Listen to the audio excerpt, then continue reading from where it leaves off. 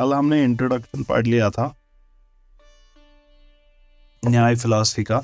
आज हम इनका जो मेन कोर है, थ्योरी ऑफ नॉलेज जो है न्याय स्कूल की, वो देखते हैं। ऑब्वियसली थ्योरी ऑफ रियलिटी जो भी होगी, किसी की भी मेटाफिजिक्स जो भी होगी, वो उनकी एपिस्टेमोलॉजी पे डिपेंडेंट होगी। तो यहाँ पे भी केस वैसा ही है, कोई डिफरेंट नहीं है। तो यहाँ पे भी केस डिफरेंट नहीं है। It's also based on their theory of knowledge and that's why we need to study their theory of knowledge.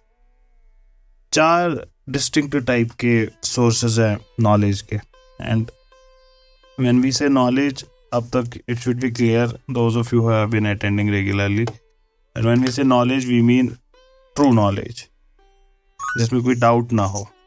So there are 4 distinct and separate sources of true knowledge for न्याय scholars. क्या है ये? पहले तो प्रत्यक्ष। प्रत्यक्ष मतलब perception, what you see, what you hear. So that's one source of knowledge, your sensual knowledge. Then there is अनुमान। ये आप कॉमन लैंग्वेज में यूज करते हैं ये वर्ड, अनुमान लगाना। It's inference. There is smoke on the mountain.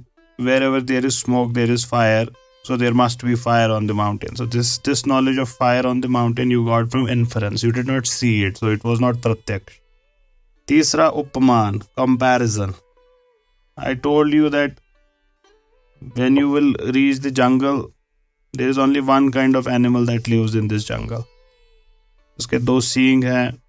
सींग थोड़ा क्या कहते हैं उसको, 2 सींग फिर फर्दर पैटर्न है, फिर वो ब्रांच करते हैं, फिर वो बहुत सारे झुंड बन जाते हैं। उसकी 4 टांगे हैं, एक दुम है। So there is only that animal that lives in this forest, no other animal. और इस एनिमल को बारहसिंगा कहते हैं। So when you reach the jungle, you see an animal, you draw this comparison between what I had told you and what you see, and you know कि I am seeing a barasingha. So this knowledge you got of barasingha is through comparison. Then final is शब्द, testimony. नमाज पढ़नी है, किस direction में पढ़नी है, north pole, south pole, क्या करना है, ये उसे Quran says it. So this is based on testimony. You see the prophet said it. So all of this is testimony. ठीक, this is shabd. So they accept testimony also as a source of knowledge.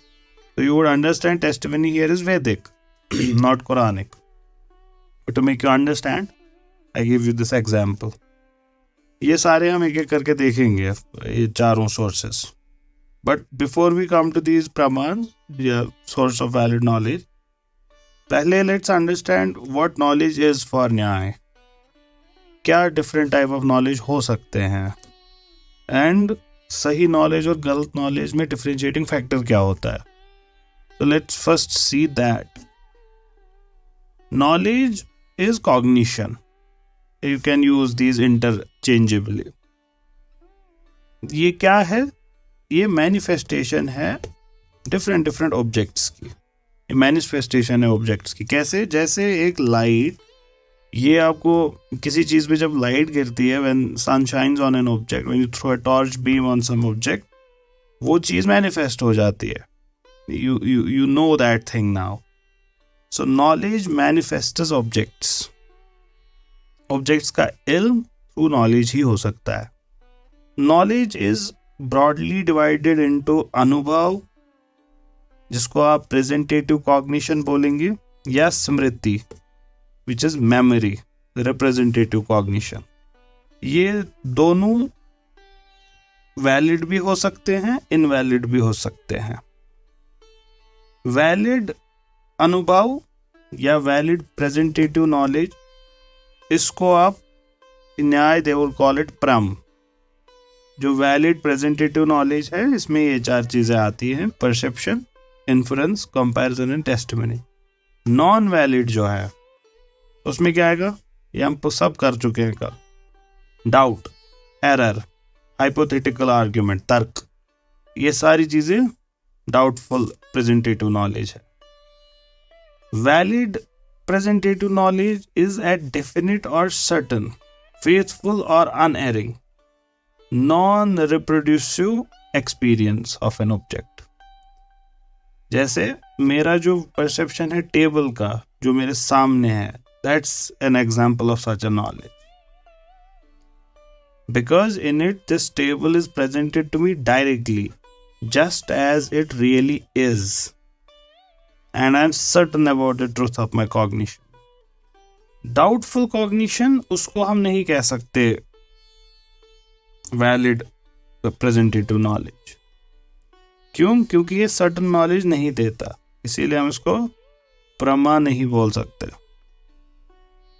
Error is undoubted knowledge. Error तो undoubted knowledge है and may also be presentative but it is not true to the nature of its object. We are certain about its error of it being wrong. जैसे sometimes we perceive a snake in a rope. आपको rope में सांप दिखा and we then have no doubt about the reality of what we are seeing. Still ये जो perception है आपका ये एरोनियस है, क्योंकि ये सही कॉग्निशन नहीं है उस ऑब्जेक्ट का. जो ऑब्जेक्ट आपके सामने है ये उसका सही कॉग्निशन नहीं है. Similarly tarka is also not valid knowledge since it does not give any knowledge of object.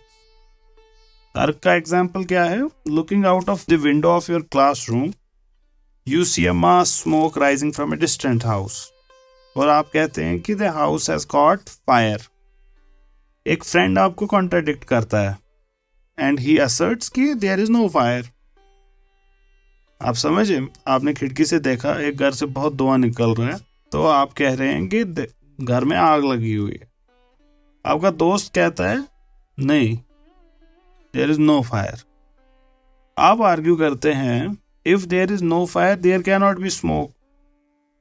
अगर आग नहीं है तो धुआं भी नहीं होता. तब ये जो आर्ग्यूमेंट जो इफ से स्टार्ट हुआ, if there is no fire there can not be smoke, जो आपकी फ्रेंड के पोजीशन की एब्सर्डिटी को एक्सपोज कर रहा है, जो इनडायरेक्टली आपका आर्ग्यूमेंट प्रूव कर रहा है, ये तर्क है आपका. दिस इज योर तर्क. It is not valid presentative knowledge. Because to argue like this is not to know the fire, but to confirm your previous inference of fire from smoke. That there is fire, you know it from what? You know it from inference. And to argue that if there is no fire, there cannot be smoke is not to know the fire as a real fact. अगला सवाल जो है, सही knowledge और गलत knowledge को कैसे distinguish करें? सही नॉलेज की डेफिनेशन होगी, नॉलेज इज ट्रू जब ये एग्री करती है when it corresponds completely to the nature of the object as it is. जैसे मैं बोला कि मेरे सामने टेबल है, अगर सही में सामने टेबल है तो it's valid knowledge, otherwise it becomes false. If it does not correspond to the reality it becomes false. For example, your knowledge of a red rose being red is true if the rose is really red in color. On the contrary, आप कहेंगे the crow is white since white color does not belong to a crow. We know it. ये उसमें absent है white color. तो ये सही knowledge नहीं है. लेकिन ये पूछा जा सकता है, how do you know the first case was true and the second case was false? या कहने का मतलब how do we test the truth or the falsity of the knowledge? पहले वाले में रेड रोज को जब आपने रेड कहा तो वो ट्रू था, ब्लैक क्रो को आपने वाइट कहा तो वो फॉल्स था. How do you test this knowledge? दोनों की ट्रुथ और फॉल्सिटी को आप एस्टेब्लिश कैसे करो? न्याय का जो है वो एक्सप्लेन इसको कैसे करते हैं? कहते हैं कि सपोज करो आपको सुबह चीनी चाहिए, शुगर, चाइनीज नहीं, चीनी, चाय में डालने वाला. So you want a little more sugar for your morning tea. और आप एक चम्मच उठाते हैं और सामने आपके कप रखा है उसमें से आपने एक चम्मच निकाला चीनी का और you put it in your T. अब ये चीनी पहले से मीठी होगी। You know that your previous perception of sugar was true. जब आपने ये चीनी इसमें डाली और अब इसको घोला, अब आपने जब ये चाय पी, ये पिछले से मीठी है। दैट मीन्स जो आपका परसेप्शन ऑफ चीनी था वो सही था। लेकिन कभी कभार क्या होता है कि while you are looking for sugar, आपको चीनी जैसी कोई चीज मिली and you put a pinch of it in your mouth, ये सोच के कि ये चीनी है, but to your surprise and disappointment it was salty, it was not sugar. Here then we see that the truth and falsity of knowledge consist respectively in its correspondence and non-correspondence to fact.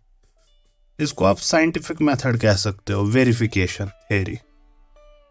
The test of its truth or falsity consists in inference from the success or failure of our practical activity in relation to that object. Practically ये verifiable है क्या? मैंने आपको कहा कि 1 kilometre बाद अब मस्जिद आएगी। हम 1 किलोमीटर चले, कोई मस्जिद नहीं दिखी, बिल्कुल ओपन डेजर्ट। दैट मीन्स वो वाला नॉलेज गलत था। ट्रू नॉलेज क्या होगा? Will lead to successful practical activity. False knowledge ends up in failure and disappointment. ये हो गया हमारा पहला पॉइंट कवर। परसेप्शन, हमारा ज्यादातर सोचना होता है परसेप्शन के बारे में दैट जो भी हमको परसेप्शन से मिलेगा मस्ट बी ट्रू। इसको कहते हैं प्रत्यक्ष को प्रमाण की जरूरत नहीं होती। It does not need, seeing is believing. I saw it with my own eyes, what are you telling me? We take it as a given. Ordinarily कोई भी शख्स आपको ऐसा नहीं मिलेगा जो इसमें डाउट करेगा। ऑर्डिनरीली हमने जो देखा होता है, मिलके सबने देखा, जो नो वन वुड से कि he doubts the perception of his senses. No one questions these truths. तो इस वजह से ऐसा लगता है, ऐसा सोचते हैं that it is if not ridiculous at least unnecessary कि हम परसेप्शन की वैलिडिटी को क्वेश्चन करें या एग्जामिन करें। रिडिकुलस ना सही, बट अननेसेसरी तो कहा ही जा सकता है इसको, इतना इस पे कंसेंसस है। या फिर और to determine the conditions of perception, ये भी थोड़ा अननेसेसरी लगता है क्योंकि ये तो हमको पता ही है, क्लियर है। अलबत्ता हिंदुस्तानी फलसफा is very critical about perception.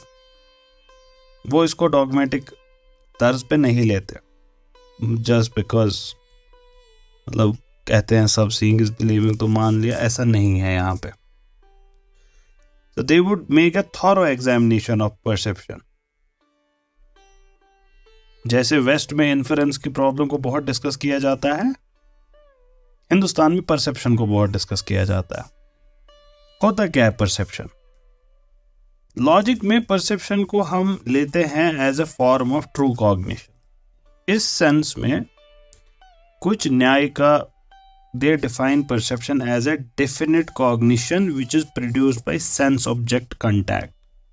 Sense और object का contact से जो definite cognition produce हुआ, जो हमेशा सही होगा, कभी गलत नहीं होगा, वो perception है। फिर से एग्जाम्पल वही, ये जो perception मेरे अंदर है, इस टेबल का जो मेरे सामने है, ये क्यों है? It is due to the contact of my sense of eyesight, sense of sight through my eye. ये मेरी आंख का मिलन है किसके साथ? with the table. और इस वजह से I am definite that the object is a table. जो वो कल वाला एग्जाम्पल था, दूर का वो ऑब्जेक्ट, कि वो पेड़ है या इंसान है, वो डाउटफुल है, वो इनडेफिनिट कॉग्निशन है और इस वजह से ट्रू परसेप्शन नहीं है।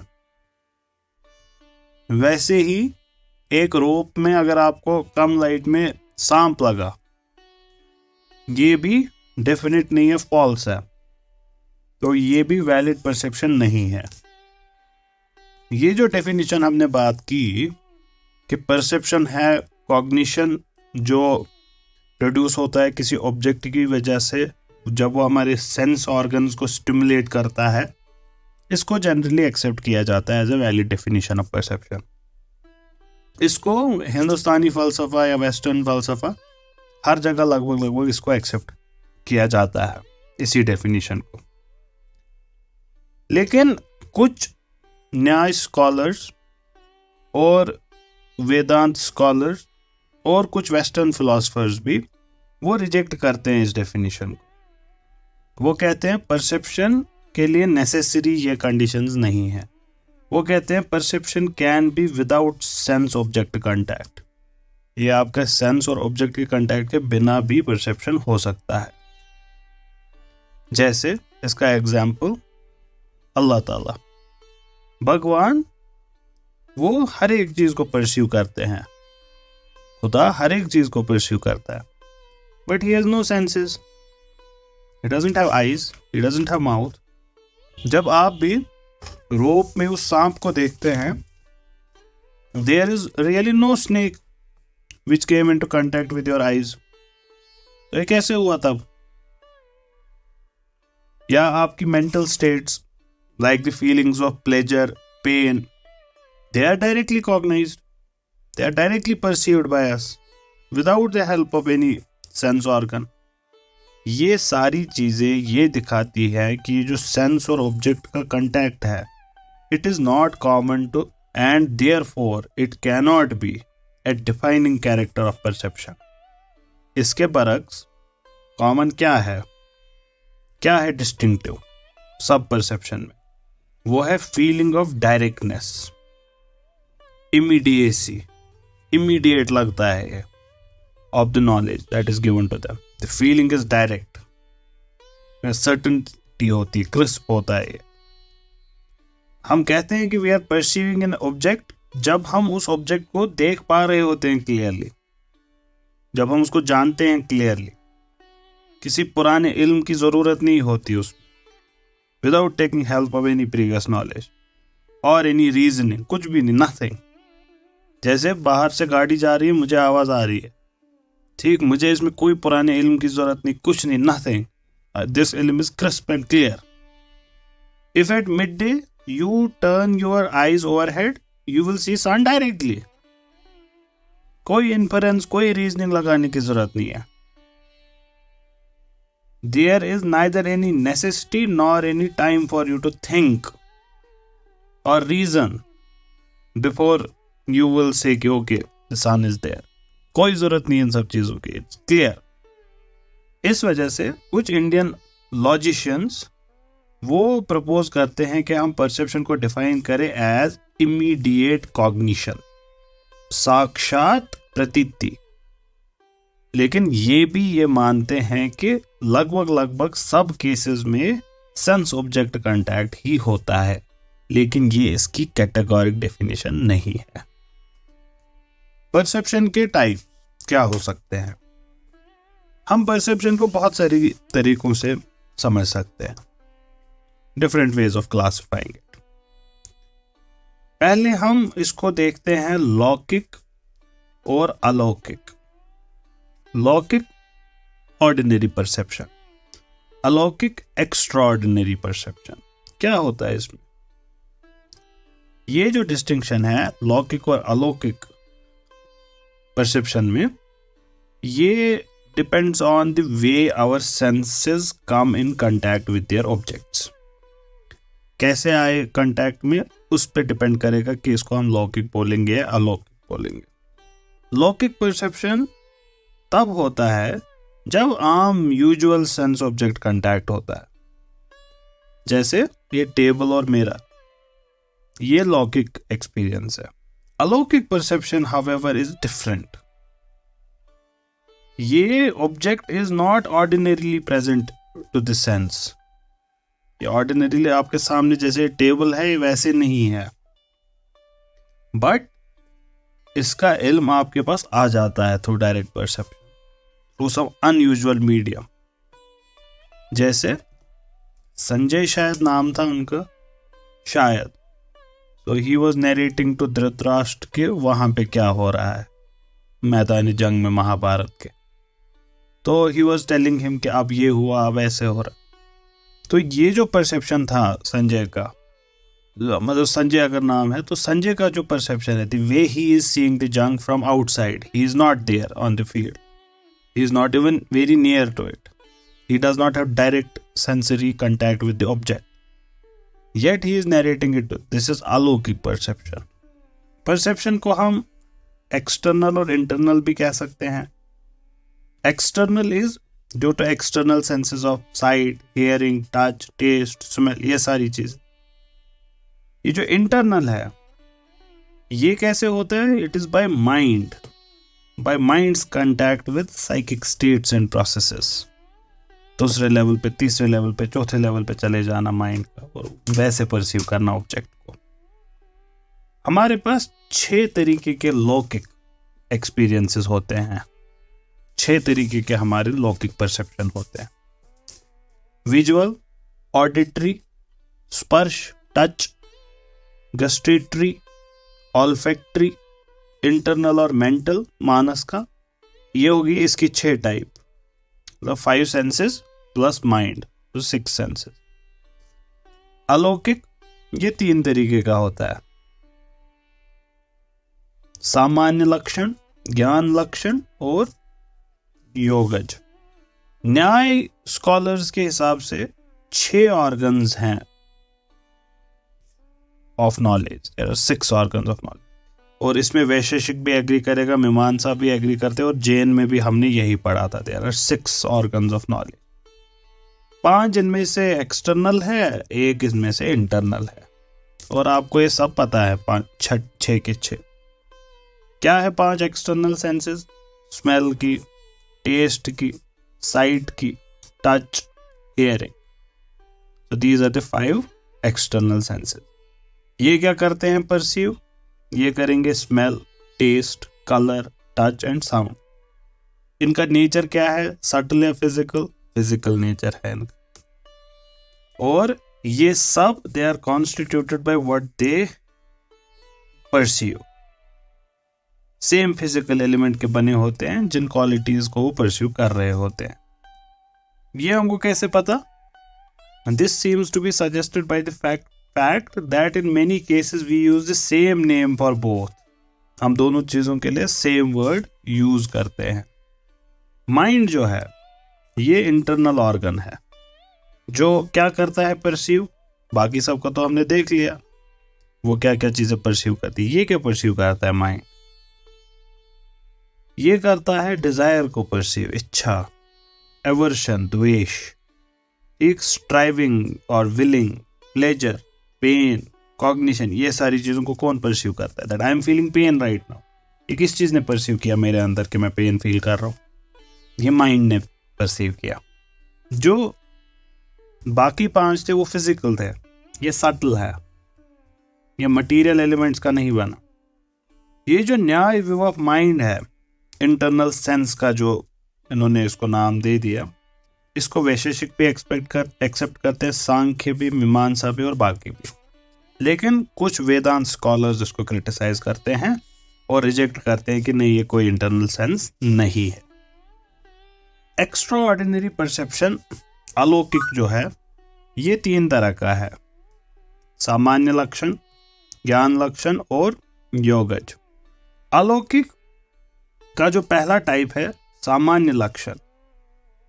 जब हम पूछते हैं कि are all man mortal, and we ask whether all men are mortal, the question raised is as to whether mortality is true, not of this or that man only, nor of all men who are dead and gone, but of all the men in the present, past and future.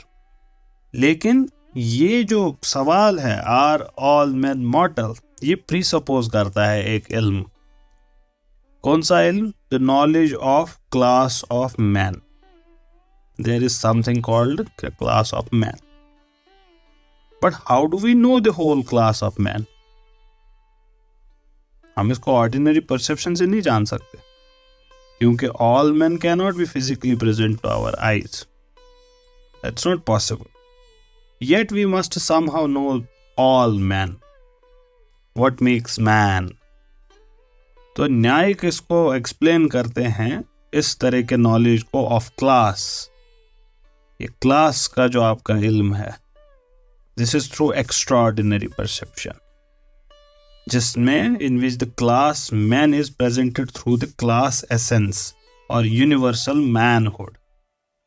So when I perceive a man as man, I perceive manhood also in him. I perceive cheeriness in a chair, a tableness in a table. I have seen one table, I have seen two tables, yet if you present to me a table which I have never seen before, I will tell you it's a table.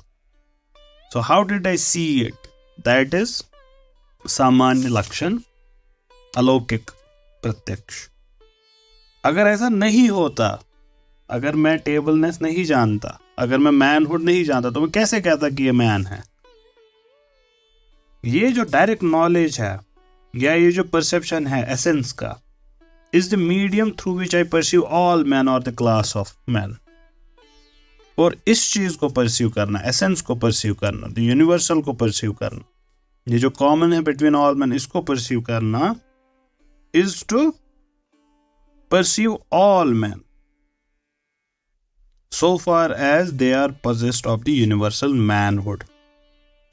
In short, to perceive manhood is to perceive all men as the individuals in which the universal manhood inheres, जिनमें ये quality present है.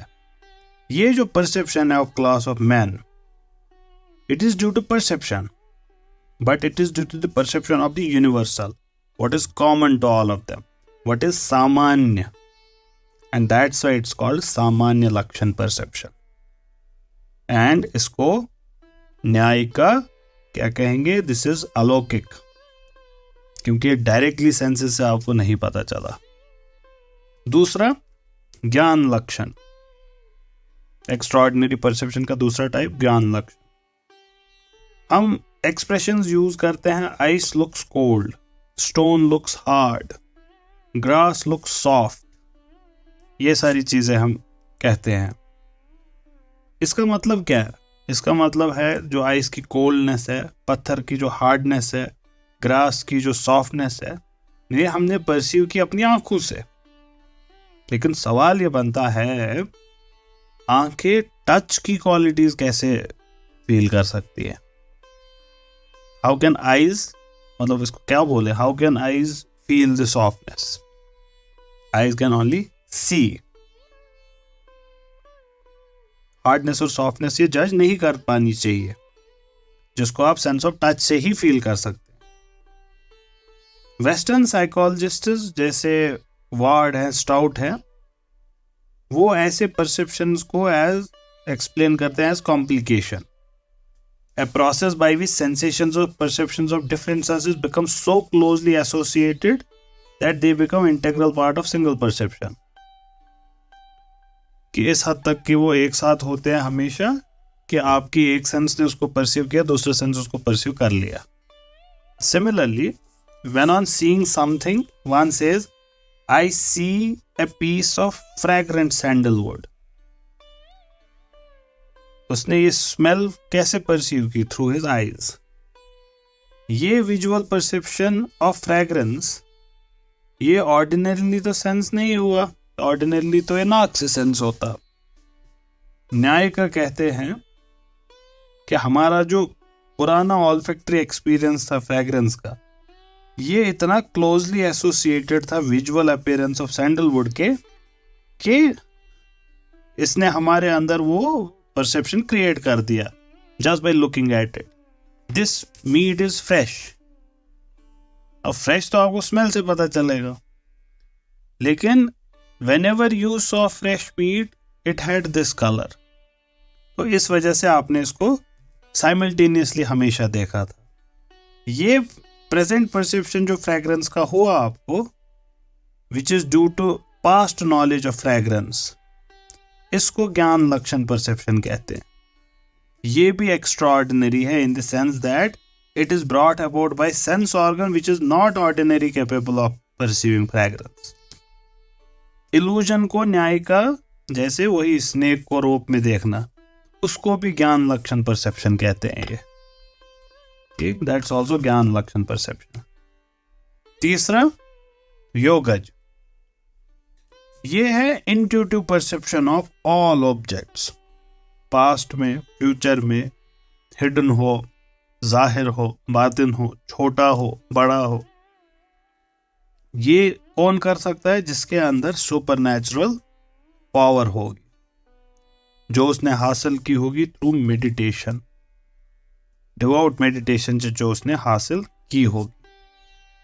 जो इतनी perfection हासिल कर लेते हैं तो उनका ये intuitive knowledge of all objects is constant and spontaneous. In the case of others who are on the way to perception, इसमें थोड़ा सा ओवर कंसंट्रेशन की जरूरत पड़ती है। There are 3 modes of ordinary perception. Final एक और तरीका कैटेगराइज करने का परसेप्शन को, ऑर्डिनरी परसेप्शन को हम निर्विकल्प या इनडिटर्मिनेट कह सकते हैं, या सविकल्पक डिटर्मिनेट कह सकते हैं। यहां पे प्रिंसिपल ऑफ क्लासिफिकेशन क्या है?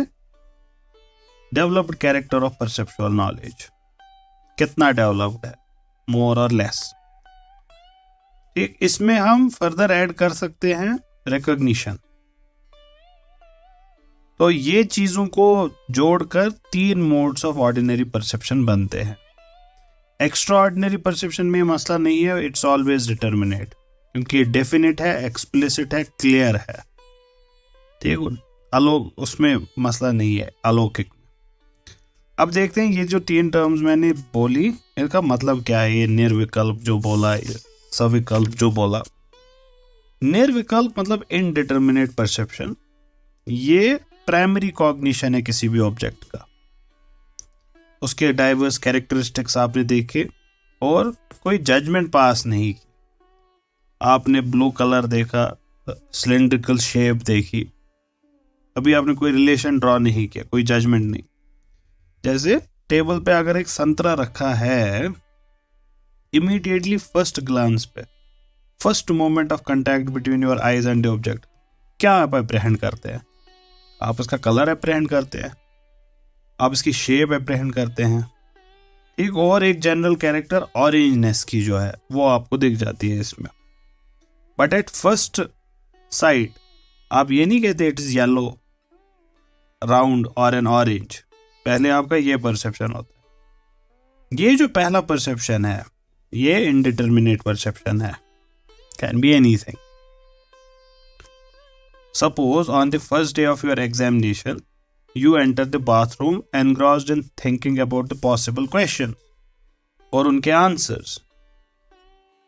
It is not unlikely that you may finish your bath without thinking of the water used by you as water, as cold, etc.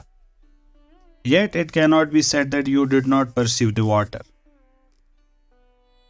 But for a very real perception of it, your act of bathing cannot be explained. This perception of water and its characters without any thought or judgment of it as a water, as liquid, as cold, क्योंकि आपका दिमाग कहीं और चल रहा था, ये निर्विकल्प है, इनडिटर्मिनेट परसेप्शन। आपने कभी कभार एक पेज पढ़ लिया होता है, फिर ध्यान आता है मैं तो कहीं और था, मैंने क्या पढ़ा पता ही नहीं होता। Savikalp perception is the cognition of an object as possessed of some character. Nirvikalp is cognition of existence of a thing as such. Nirvikalp may be said to be recognition of its nature. जैसे जब आप इस orange को देखते हैं, आप अपने अंदर जज करते हैं कि ये एक संतरा है, दिस इज एन ऑरेंज, ये राउंड है, ये ऑरेंजिश है कलर में, ये सब चीजें। You do not only cognize the unrelated elements, but you relate them to each other. Here the existent fact becomes the subject of proposition and orangeness, These are related to all its predicates. Thus, we may say that nirvikalpak is an indeterminate apprehension. Savikalp is a determinate predicative judgment. ये संतरा है. There could not be any savikalp perception of an object without a previous nirvikalp perception. पहले निर्विकल्प perception ही होगा, फिर सविकल्पक perception होगा. Unless we first know the unrelated elements, the roundness, the orange color, ये सब चीजें, जब तक हमको ये नहीं पता होगी तब तक हम ये कह ही नहीं सकते ये ऑरेंज है. Unless you first perceive water, coldness, liquidity, etc., you cannot know it was cold or it was liquid or it was water. अब बचा तीसरा, recognition. इसका यही मतलब है recognize करना. It is to recognize some object. That is a cognition of it as that which was cognized before. In it we know immediately that the thing which we now cognize is the same as that which was cognized before. जैसे आप कहते हैं ये वही शख्स है जिसने मुझे मेरी कल मदद की थी. This is the same person who helped me yesterday. यहाँ पे समझना जरूरी है कि जो निर्विकल्पक परसेप्शन और सविकल्पक परसेप्शन है और इनमें जो आपस में distinctions है with this recognition as well, they have not been clearly recognized or they have not been recognized in the same way in all the systems of Indian philosophy. कि इनमें क्या differences and all. वैशेषिक, सांख्य और मीमांसा accept करते हैं on the whole. ये जो न्याय व्यू है इसको वो एक्सेप्ट करते हैं. बुद्ध और अद्वैत वेदांत की जो सिस्टम्स है वो रिजेक्ट करते हैं. बिल्कुल डिफरेंट व्यूज रखते हैं इन चीज़ों.